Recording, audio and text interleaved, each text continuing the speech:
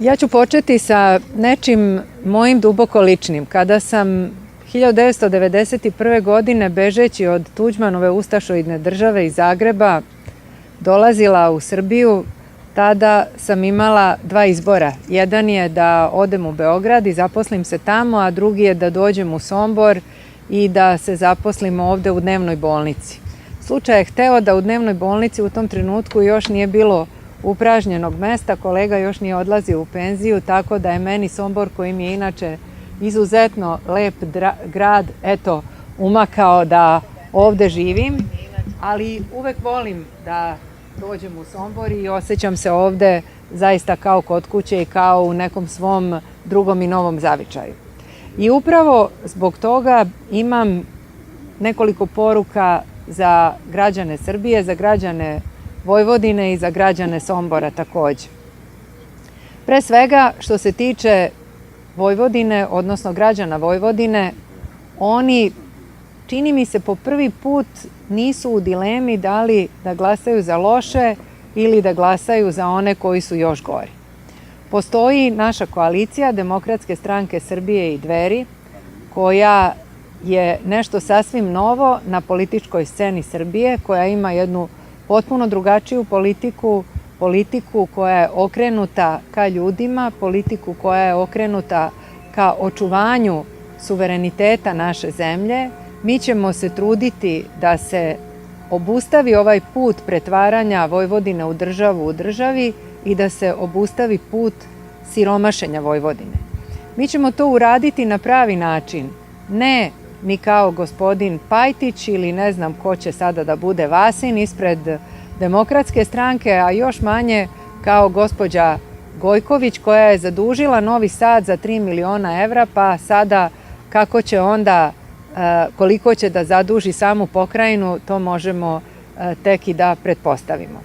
Šta se tiče Republike Srbije, naša koalicija pod rednim brojem 5 je stvarno jedna odlična koalicija. Mi smo evroskeptični, a to znači da kažemo oštro ne ulasku Srbije u Evropsku uniju, zato što smatramo da je to loše i za samu Srbiju, za njen suverenitet i teritorijalni integritet, ali takođe i za standard građana. Takođe, Evropska unija je ta koja od nas traži da radimo nešto što se itekako odražava na standard i na život ljudi u svim gradovima u Srbiji, pa evo i ovde u Somboru. Sledeće godine treba da se započne sa rasprodajom državnog zemljišta, a evo u Somboru vidimo ta rasprodaja državnog zemljišta, odnosno bolje rečeno otimačina, već je počela. I mi kažemo ne Evropskoj uniji i zemlju strancima ne treba prodavati ni u Saksiji. Mi smo protiv toga da se prodaju svi oni državni resursi kao što je Telekom, kao što je Elektroprivreda, kao što su lekovite banje u Srbiji, kao što su vode Srbije. To možemo jedino tako ako budemo slobodni i ako nemamo vezane ruke. Mi kažemo odlučno nikad u NATO, nećemo u NATO i mi ćemo da poništimo, ukoliko nam građani budu dali poverenje, sve ove sporazume koji su bili sa NATO-om, pre svega briselske sporazume iz 2015. odnosno ratifikovane 2016. godine. Pored ovoga, mi ćemo takođe da poništimo i briselske sporazume i da prebacimo priču o Kosovu i Metohiji na nivo Saveta bezbednosti Ujedinjenih nacija.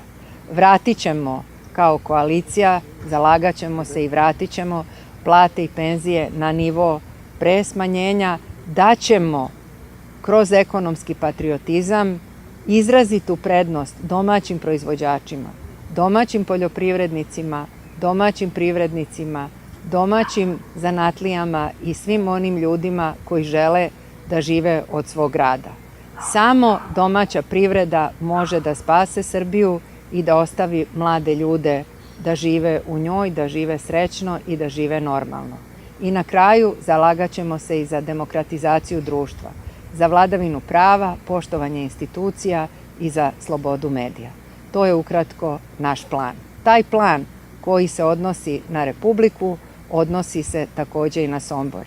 Želimo da primenjujući sve ovo na planu Republike Srbije primenimo i na gradu Somboru i da Sombor bude nešto što smo imali prilike da vidimo ovde na ovoj izložbi, ponovo veliki regionalni centar, ponovo grad u koji će se slivati stanovništvo, koji će u svojoj okolini imati i vinograde, i oranice, i mnogo ljudi koji će možda jednoga dana dobiti ovde i neki univerzitet koji će širiti svoje fakultete, imati svoje stručnjake i biti ono mesto koje zaslužuje, koje je opevano u mnogim pesmama.